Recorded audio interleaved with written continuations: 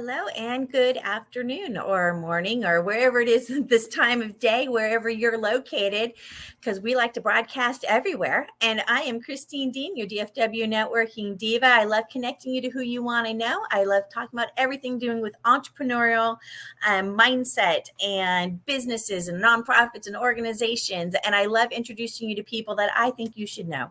And I really want you to know Michael Chavez. And welcome, Michael.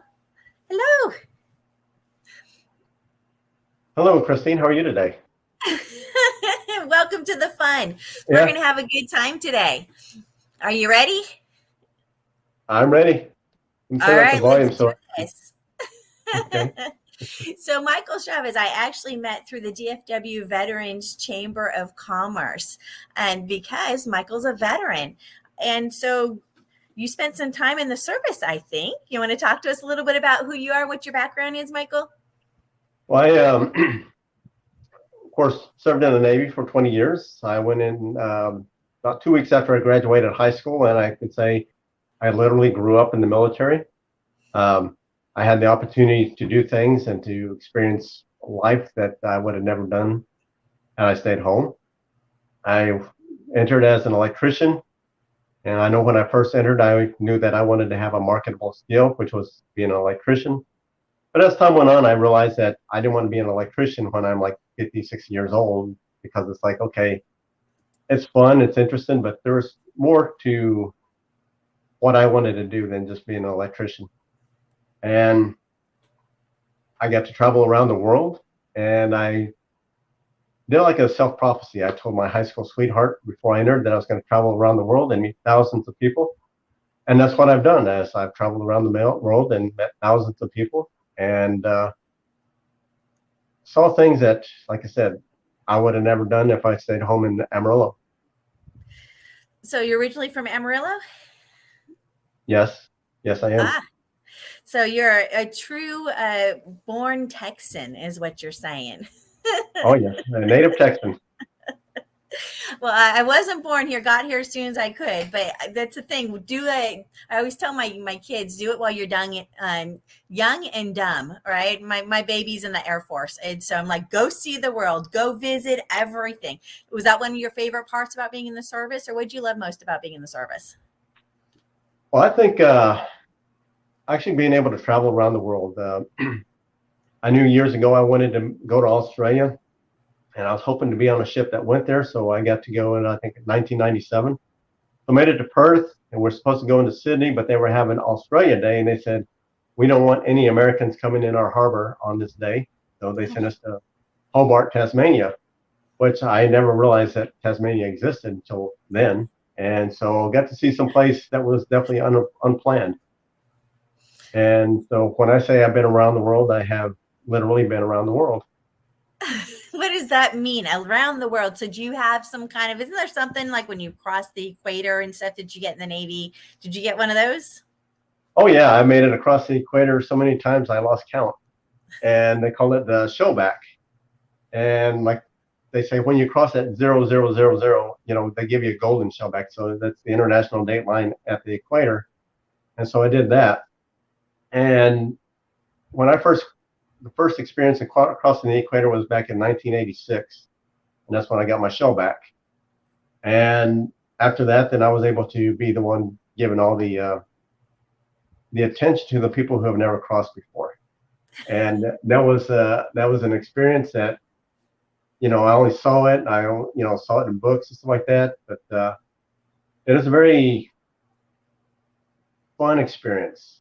And a lot of people were so afraid of it. And it's like, we're not there to hurt you. And it wasn't intended to hurt anybody. It was just there to have fun and just to relax and just do something you just wouldn't have never done otherwise. So we're talking about some of the bonding rituals in the service. Is that what that is? Oh yeah, that's definitely bonding. Yeah, because everybody wants to fit in, right? And so when you never cross the equator, they just call you a wog, call you a polywog. And so that's kind of, to some extent, as a young person, that's kind of degrading. But you're not really, your feelings aren't hurt, but it's just like you wanted to be part of the crew. You wanted to be a shellback. So I mean, just something to be part of the group. So you graduated from polywog to shellback. Is that part of your adventures and claims to fame, right? Now, you said you traveled all over the world. So you mentioned going over the equator. You mentioned going to Australia. What were some other favorite places you had a chance to visit? We made it to Valparaiso, Chile, and down in South America, and that was a very good time. I did go to several countries in South America, Venezuela, Colombia, went to the Panama Canal 3 times, made it to Ecuador, Peru, made it up the west coast all the way up to the Aleutian Islands, went up to the east coast all the way up to Bath, Maine, been to the Gulf of Mexico, been to the Caribbean, Puerto Rico, Virgin Islands, made it to several countries in West Africa, made it to the Middle East, made it to Japan, Singapore, Thailand, the Philippines, made it to Hong Kong. So made it to Europe. I actually been to Moscow back in 1996, which was a very interesting experience. That's when I was looking for love in the wrong places. And then I made it to Ukraine as well. So when I say around the world, I have been around the world. And 1995, I made it completely around the world, started in San Diego and came back full loop. Wow. So you literally have been around the world. Yeah, yeah. Well, I don't know why, Patrick Walker hasn't recruited you for Expedia Cruises yet, because it seems to me, wherever it is, I've been there. Here, let me tell you about that place. Oh, yeah, yeah. Your second calling, right, is going to be a tour guide. Definitely. How much fun is that? So you spent 20 years literally traveling the world with the service. And then when you got out, you said you'd done electrician stuff beforehand, but now you've got a whole new world, right? So how do you decide what you want to do when you get out? Well, I always knew, actually, I knew back in 2000 that I wanted to have my own business, and my business was to help people. And so I have this vision as to what I want with my business. And I didn't know how I was going to get there. I didn't know what I was going to experience before I got there. And this takes me into personal development. And I always enjoyed finding the people that were alienated or the outcasts in the group and just taking them and bringing them into the group and just bringing the best out of them. So that was something I really enjoyed. And I think a lot of people, they grow up not knowing who they are. I was one of them. And so the military, you develop a persona, you learn who you are, and you sit there because they give you responsibility. So then you get to do things that, you never done before in your life, and you get to bring the best out in yourself, and then you can bring the best out in others. So since I've been separated, it's been an interesting journey. I've been married, divorced. I dealt with cancer, so I beat cancer. Had periods of unemployment, periods of depression, and just a lot of uncertainty because I was not, from my perspective, was not living my purpose. And I always thought, well, I'm here to help people, so I was just going in the wrong places to help people. And that's how I got into my own business, is because now I can show people that, regardless of what you're dealing with, divorce, health issues, unemployment, not the end of the world. I mean, there's just always something better, something that you can find in yourself. Find your purpose. So it's all about purpose. So you said your purpose is finding others. So do we find a lot of people that don't seem to be aware of their purpose? I know I've noticed people that kind of wander aimlessly and they're not quite sure. You go to work, you come home, you watch TV, you go to bed, you start all over again the next day. You know what I mean? There's no fire in their belly. There's no urge, this is why I get up in the morning. Have you found that to be the case also? Is that... Yes, as a matter of fact, and that's why I dealt with all the things I dealt with, because I wasn't living my purpose. I knew I wanted to have my own business, but we played small because I took the first job that came to me, part-time temporary, $8 an hour, something I was overqualified to do. Right. But so, despite that fact, that was probably the best job I ever had after I separated, because I got to see, North Dallas, and I got to learn this area and just educate myself and meet people. And so that was really nice. And I didn't have to punch a time clock. I didn't have to go to the office every day or every week. And they just said, here, just inspect postage meters. And that was fun. Right. And sometimes the opportunities come in the strangest places, right? You just never know what that's going to be. And being open to possibilities. Like I said, we learn something. We have an opportunity to learn in every opportunity. And I could see a job like that where you get to know your area, know what's going on. That could be a lot of fun, maybe not as much responsibility, may not pay as well, but it could be a fun learning curve. And I know with a lot of veterans, it's not unusual to go through multiple jobs before they find that spot where they call home. Like you said, they'll get employed and they'll be underemployed, right? Because they're Oh yeah. skilled so much more than you're going to tell me in 20 years, that's all you knew how to do, right? I mean, you got 20 years of work experience, you know a thing or two, okay?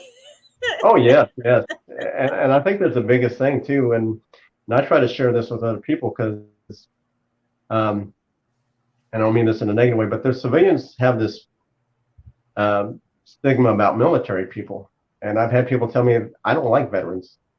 Okay, so what does that have to do with me? Uh, and they tell us what we know, what we don't know. It's like, well, did you serve in the military? No. Then how do you know what I know and what I don't know? And so one of the things too is that the Department of Labor determines the training that we get in the military so that it can translate into the civilian world. So a lot of our training and qualifications do translate into the civilian sector. And some employers know that, some employers don't. Right. And they're ignorance, right? Not being educated, not knowing what's going on and how that all ties together. Because I know, there's a whole process for the resume just for people getting out of the military. What does this mean in civilian language, right? So helping people Yeah. understand. But you're going to tell me in 20 years, I'm sure as you went up the ranks, there were training involved in that. There was probably leadership schools. There were, right? Oh yes. I mean, once you get to like the rank of E4, I mean, they start with the leadership training. And basically that's what they want. They want leaders, and they have this higher tenure.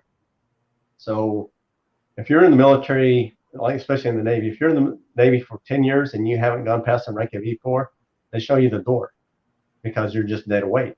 You're not growing, you're not progressing. And that's one of the things that the military does is they don't want you to grow, they want you to progress. And that's what really helps a lot of people. And so I know some people who get out at the rank of E5, they spend 20 years and get out at E5. Those are people who just settled for they didn't want any more responsibilities. And so that's kind of a negative thing, but they always want you to advance in every enlistment that you go past 4 years. And when I first went in, I was not intended to stay 20. I was not intended to achieve the rank that I achieved, Chief Petty Officer.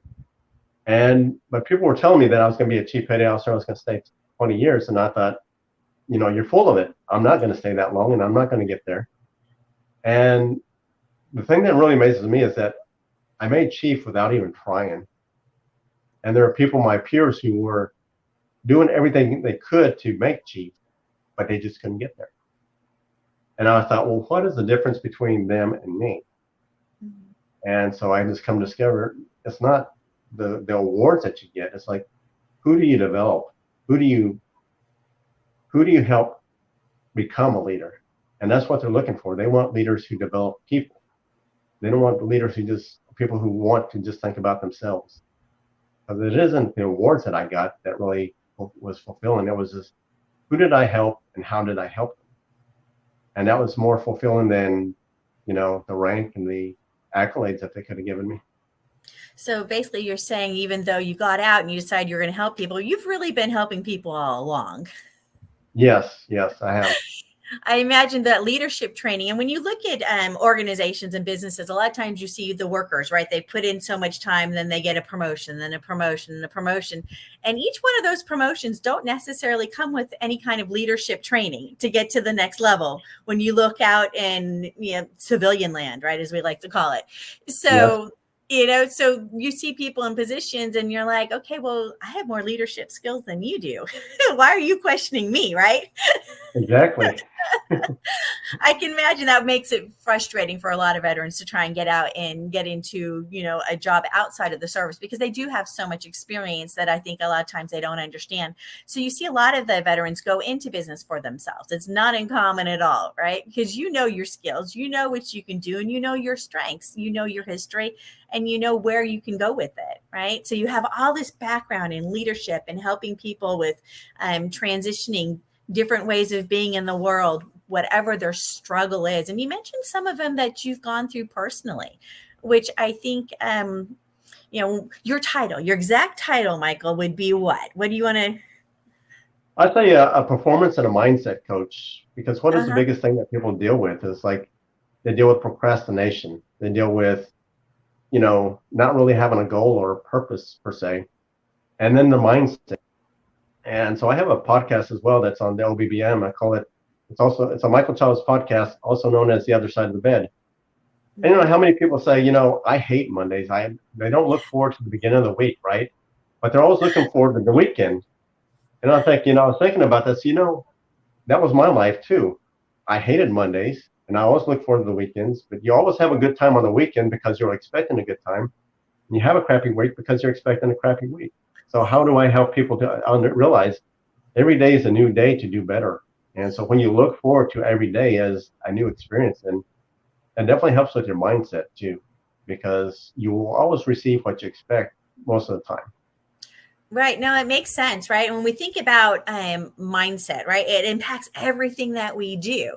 And you come with this great, vast knowledge and experience just from your experience as a military, right, and the veteran.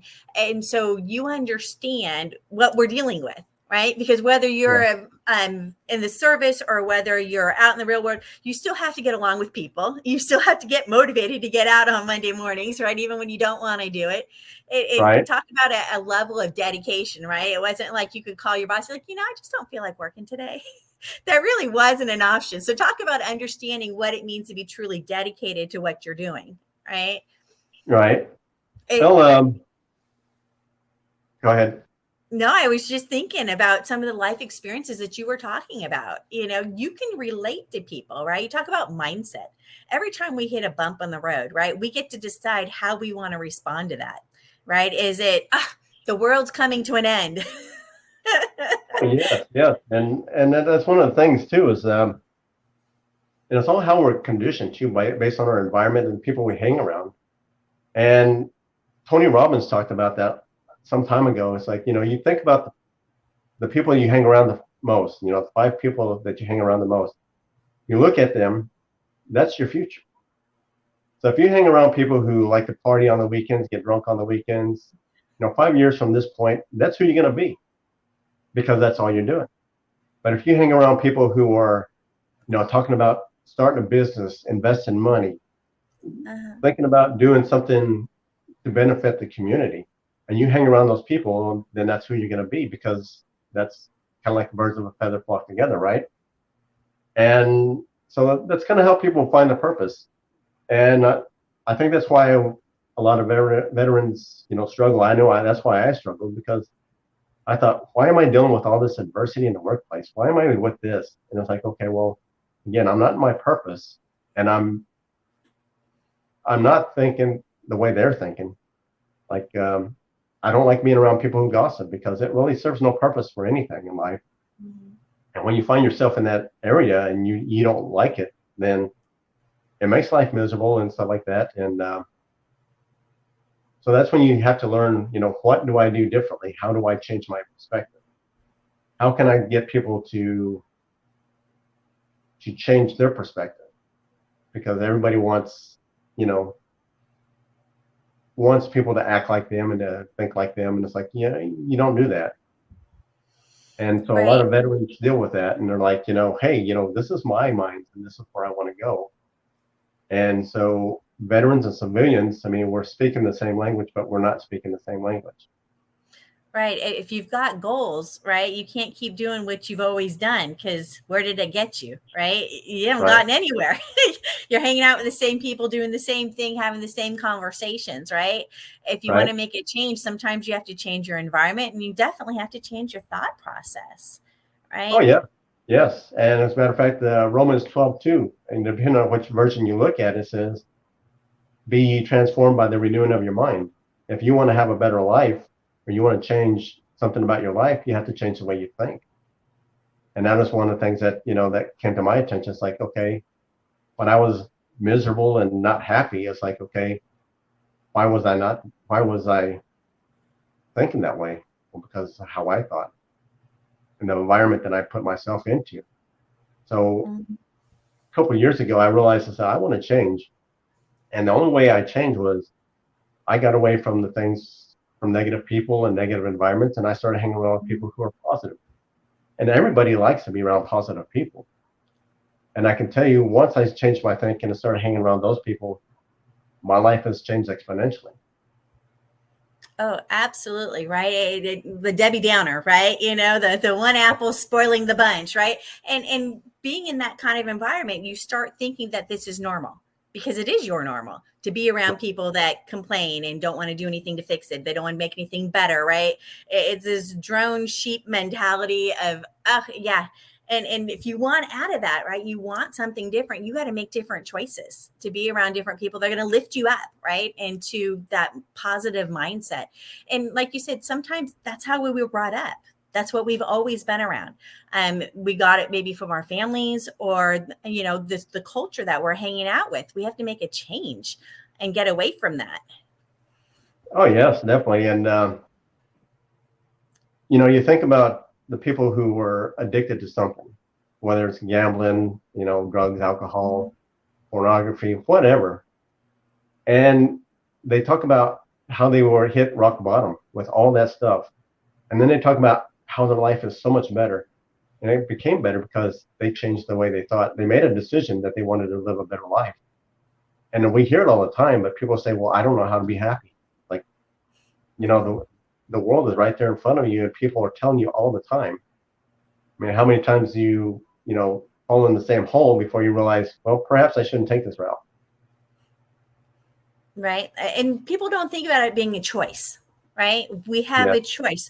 Our minds are not in charge of us. We get to be in charge of it, right? We get to decide where we want to put our energy, where we want to put our focus, and if we want to believe the stories that are going on inside of our head, right? Is it a truth or is it a lie, right? And is it just our truth? Is there more than one truth that we should be looking at here, right? Just because we think it doesn't mean it's real. exactly. And I study the teachings of Bob Proctor. And so this is what has really helped me is that he has a program called Thinking into Results that was created by him and his business partner, Proctor Gallagher. And so they created together the Proctor Gallagher Institute.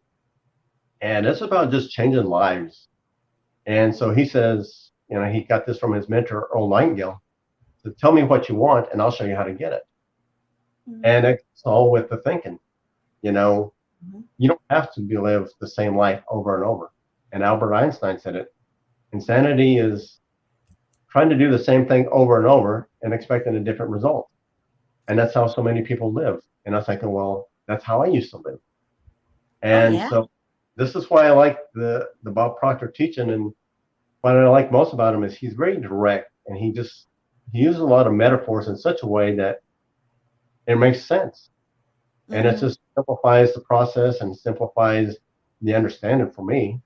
And I like to share that with other people because, we can turn on the news and it's all gloom and doom. Oh, the economy this, the economy that. Well, if that's all you're listening to, well, then of course you're not going to be very happy because now you're making decisions based on what's being told outside of you. And Napoleon Hill writes in his book, Think and Grow Rich. And it's about taking control of yourself. You have to be the master of your own mind. When you master your mind and your emotions, well, then you can control the outside. And that's how people change. It's from the inside out.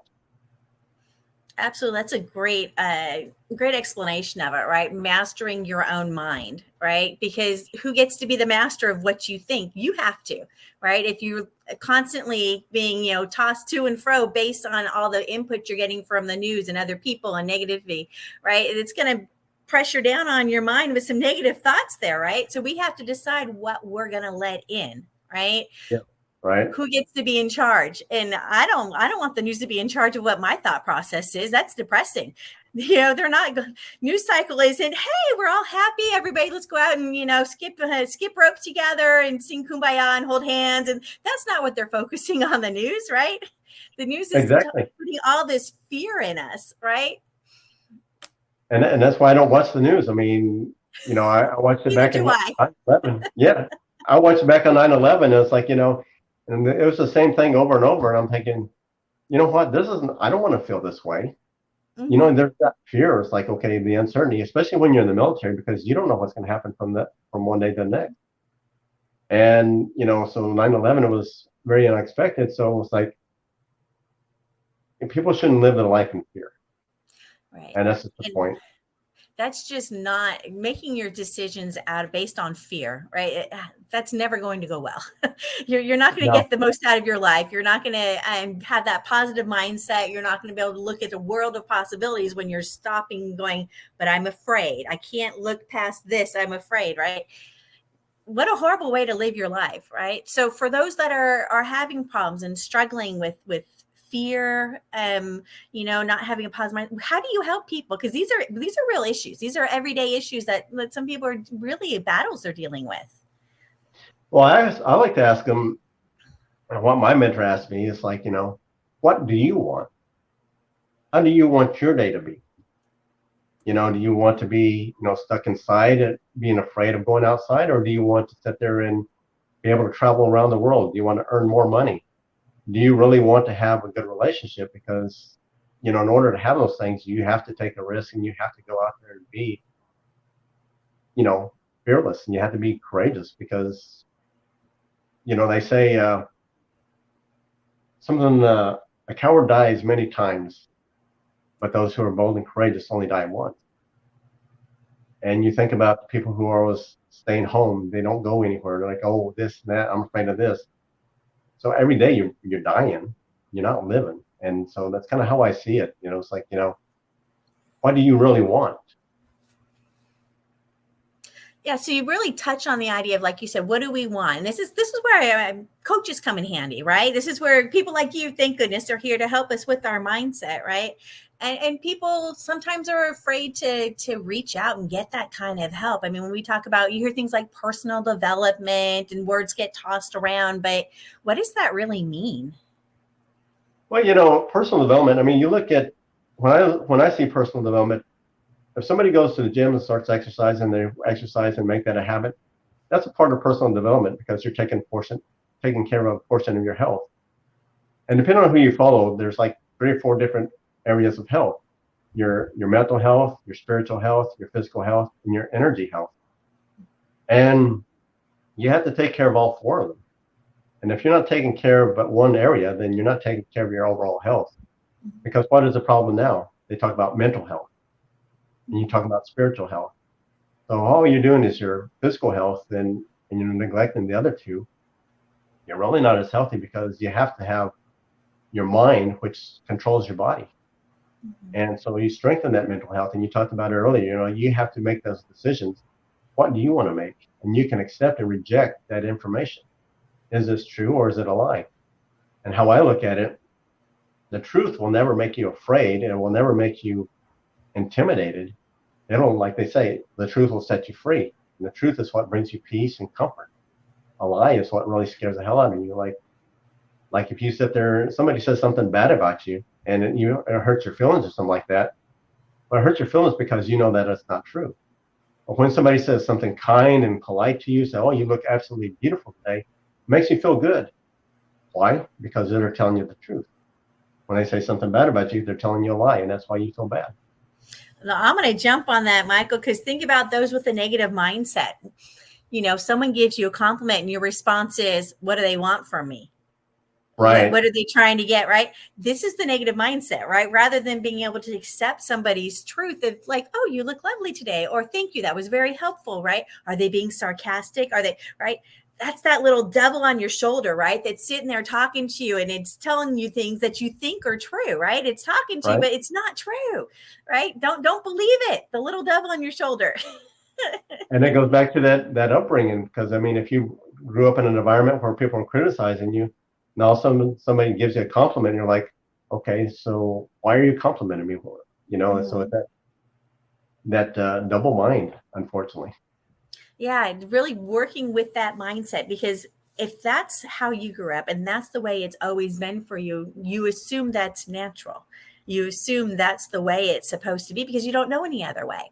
Right. So, when you start hearing these kind of podcasts and people are telling you, no, that's not how it has to be. You're like, really?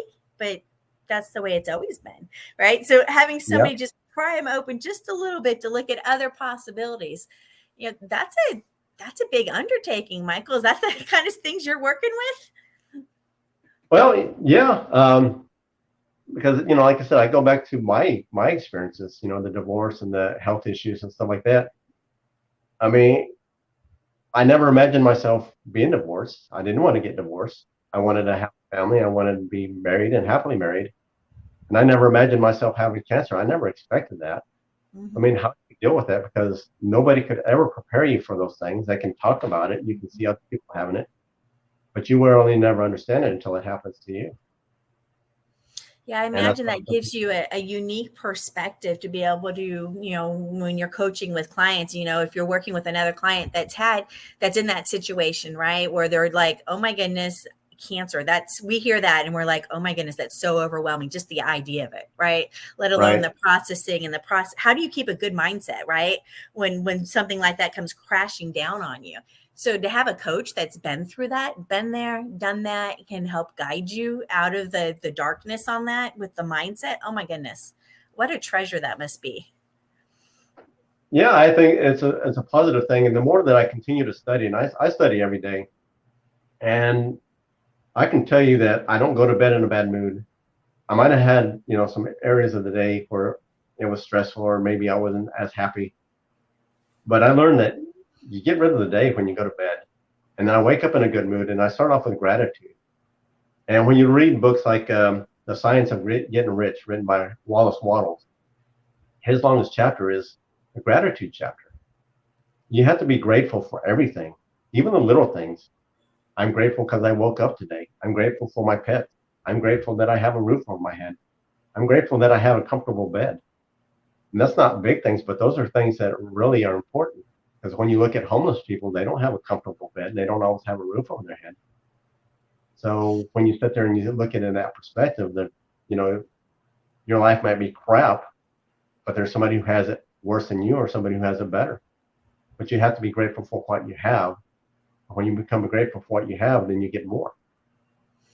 Oh, absolutely. And you think about, I've got a friend that's a veteran that says, hey, any day somebody's not shooting at me is a good day.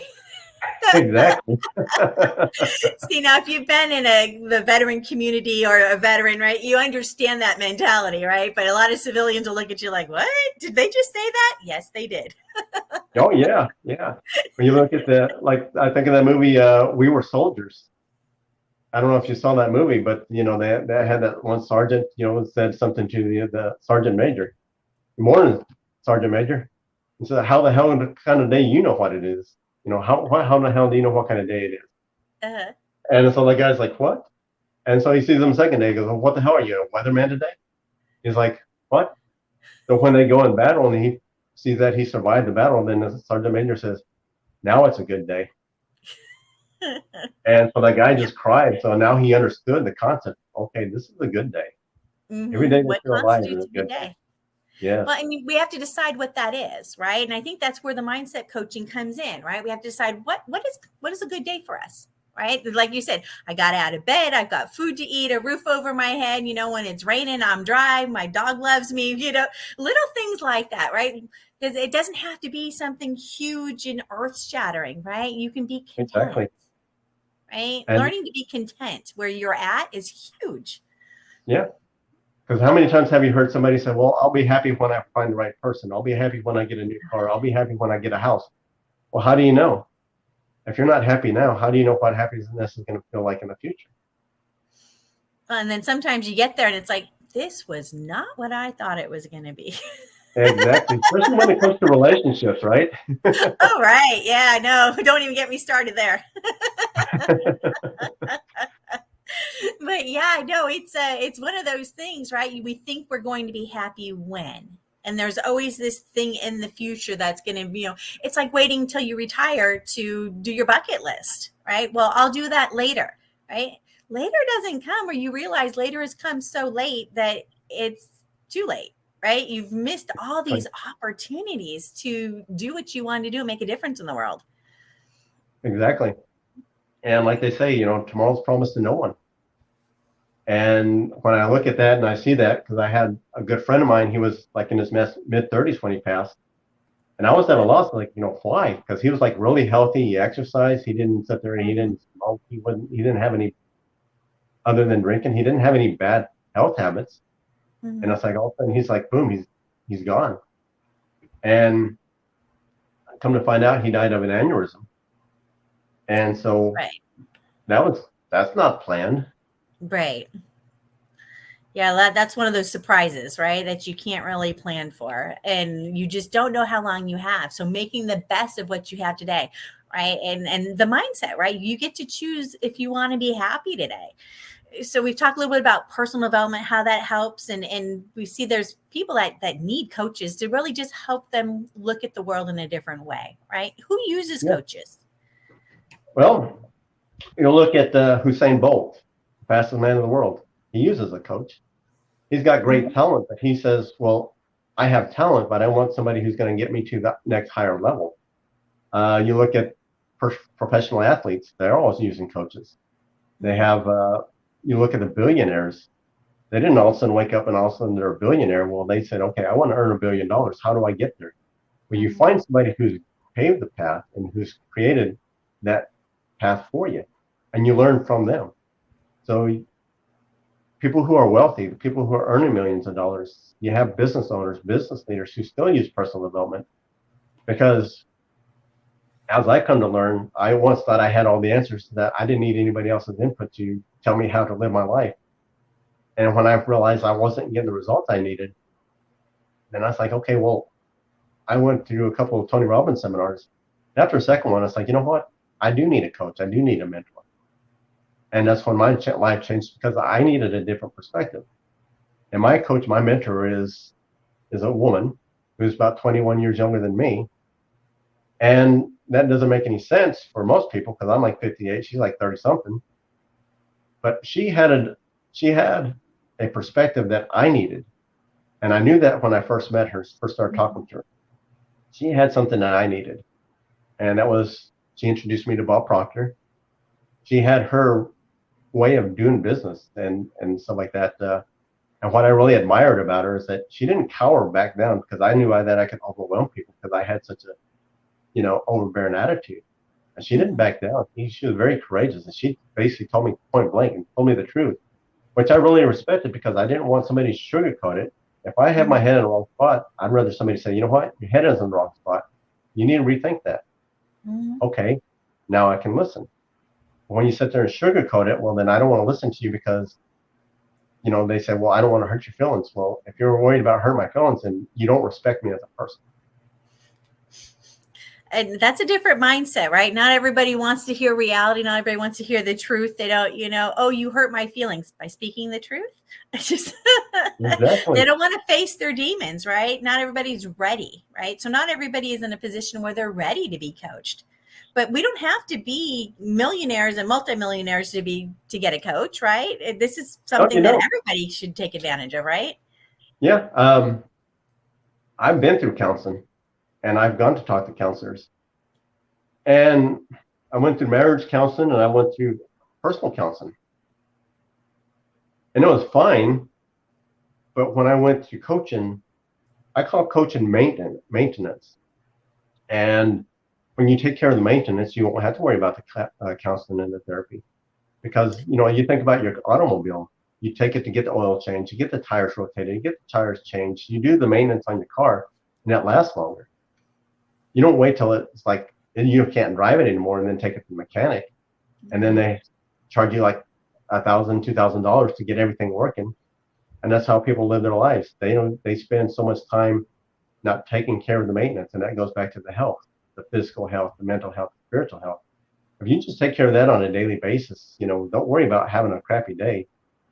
When you do an inventory of everything you experience in the day, oftentimes you have 2 or 3 events out of the entire day that unfortunately make for a bad day for most people. When they do an inventory and they look at all the good things that they experienced, they've actually had a good day. They just allowed 2 or 3 things to ruin their day. Right, to overpower their day. When you look at it, okay, I had 10 fantastic things happen and two things, not so good, but they're going to fixate on the two things, right? This is where we Exactly. need to change our mindset, right? It makes complete sense. And you brought up a great point about maintenance, right? A lot of times in this culture, we don't fix something till it's broken. We have the, if it ain't broke, don't fix it, right? So we wait until we're at a point where by the time a couple finally does marriage coaching or counseling, right? They've reached that point where they're ready to like strangle each other, right? We wait until our Exactly. kids are not passing classes in school and then we get them a tutor, right? And a lot of times if you go to get help before you're at that point, and I remember saying my child is struggling, they need help, and them saying, oh, well, they're passing all their classes. Yeah, they're passing with a C minus. It's technically passing, but it's tanking here. We need some help. Oh, well, they're still passing their classes, so they're not eligible for any help yet. What? Right? That's the way a mindset of our culture, right? So I could see coaching being a way to mitigate the process of every day, right? And learning how to have that mindset to think positive no matter what happens, we can make it through this. That's going to be Right. applied every day. Exactly. And success isn't, people who are wealthy aren't successful. People who are successful are wealthy.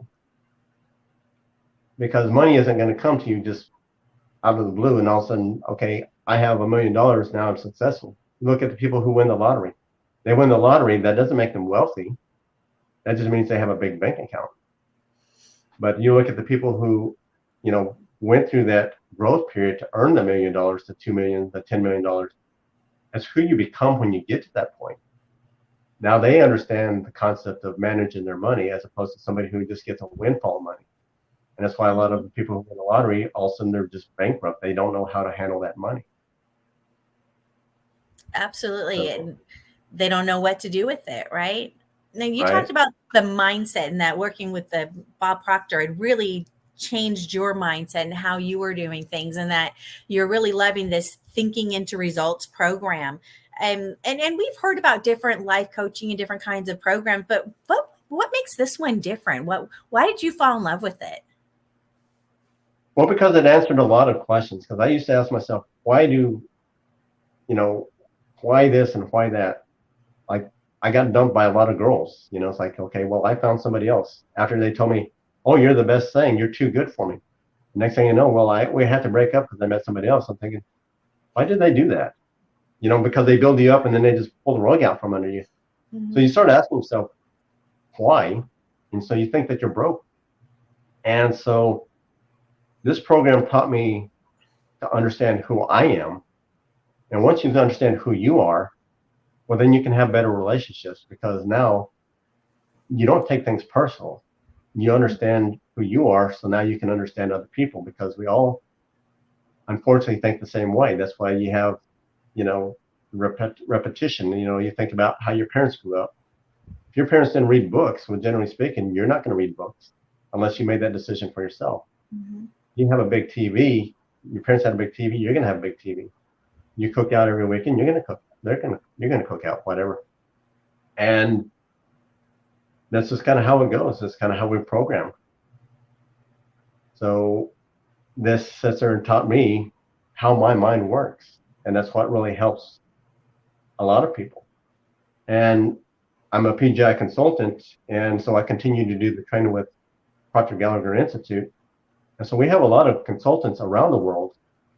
And Bob Proctor had this vision of having a global business. And so his business has spanned the globe. So he has consultants all around the world in every country.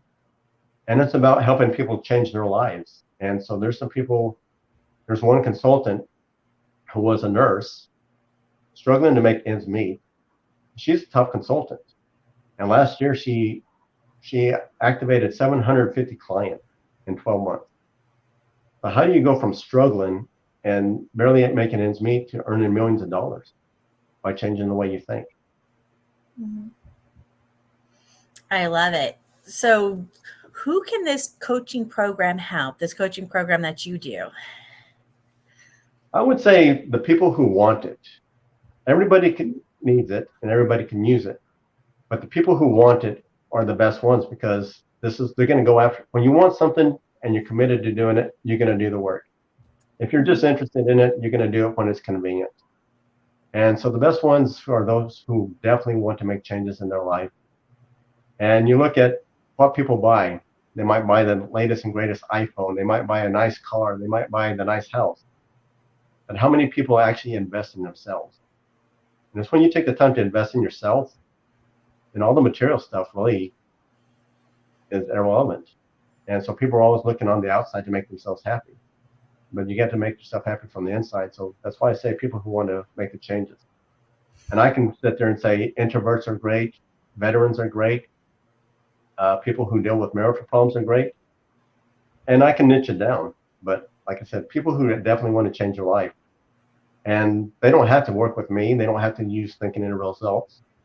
You know, if they're not comfortable working with me, I know other people that they can work with. So it's who you feel comfortable with. And that's a key thing to helping people. Find people, put people in the right spot to succeed. Absolutely. Yeah. So Michael, if they want to reach out to you and they say, you know what, I really resonated with what you were saying, and I want to do something with my mindset. I'm getting stuck. I'm not happy in my relationship, or I'm feeling like I'm struggling at work, or I'd like to take my business to another level. And I think it's a mindset thing because I've tried everything else. Right. And they're like, Michael, help me. Do you offer a free consultation or? Oh yeah, the consultations are free, and you know, it's a discovery session. I want to get to know who you are. I want to know what you're dealing with and what your goals are. And once we start there, I just ask you, you know, a few other questions. It's just a conversation. And I don't sell products. I don't sell services. I sell people on themselves, because this program isn't about me. It's about the person I'm trying to help. And that's all personal development is. It's for the individual. Absolutely. So if they want to work with you, they're like, I think this guy kind of knows what he's talking about. I think I need to talk to Michael. What's the best way for them to get a hold of you, Michael? The number, okay, you kind of cutting out. So anyway, my number is 682-365-2078. And that's generally the best way to contact me. You can find me on LinkedIn, Michael Chavez. I'd love to connect with you. And like I said, just get to know you. LinkedIn is a professional connection. You can also find me on Twitter, Michael Chavez 99. That would be a good way. I would say Facebook, but there's like 50 million Michael Chavezes, and it's difficult to find me there. Well, so if they want to talk to Michael, they can call at 682-365-2078. Once again, 682-365-2078. Give Michael a call. He would love to talk to you a little bit about your mindset and where you think you're getting stuck, and maybe he can help you get over those hurdles. So if you're looking for a mindset coach, reach out and talk to Michael. I'm sure he'd be more than willing to talk to you and let you know what's going on and help you see the world in a whole new light, right? Exactly. We'll see it from your eyes. There it is. Thank you so much, Michael, for joining us today. Appreciate having you here. Thank you. Thank you for inviting me. And I really enjoyed being able to share this. And I look forward to seeing you again on Friday, and then meeting other people. That's right. Well, there's always Friday morning, DFW Veterans Chamber. If you'd like to come hang out with us, reach out. Michael knows about it. I know about it. And thank you so much for being here, Michael. I appreciate having you here. Thank you. I enjoyed talking with you, and again, sharing this information. I'm sure we'll have you on again soon. Thank you. So I'm DFW Networking Diva, Christine Dean. I'm here connecting you to who you want to know, everything entrepreneurial, everything mindset, everything about expanding your business or your organization, nonprofits, the veteran space. We love it all. So come reach out, hang out. If you want to reach me, you can reach me at diva@dfwnetworkingdiva.com. Once again, diva@dfwnetworkingdiva.com. And we'll sign off for now, and we'll see you next time.